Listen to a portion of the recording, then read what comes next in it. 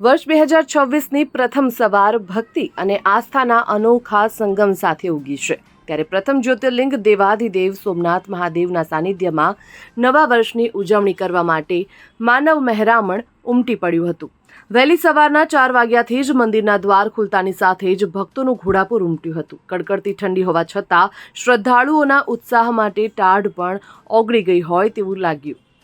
સોમનાથના પટાંગણથી લઈને છેક મુખ્ય માર્ગો સુધી ભાવિક ભક્તોની લાંબી કતારો જોવા મળી હતી। સમુદ્રના મોજાના અવાજ સાથે ભક્તોના જય સોમનાથ અને હર હર મહાદેવના જયઘોષથી સમગ્ર વાતાવરણ દિવ્ય અને ભક્તિમય બની ગયું હતું। નવા વર્ષના પ્રથમ દિવસે મહાદેવને વિશેષ શ્રૃંગાર કરવામાં આવ્યો હતો। ભાવિકોએ સુખ, શાંતિ અને સમૃદ્ધિની મનોકામના સાથે વિશેષ ધ્વજ પૂજા અને પાલખી યાત્રાનો લાભ લીધો। પરિવાર સાથે મહાપૂજા અને અભિષેક કરીને વર્ષના સારા પ્રારંભ માટે પ્રાર્થના પણ કરી।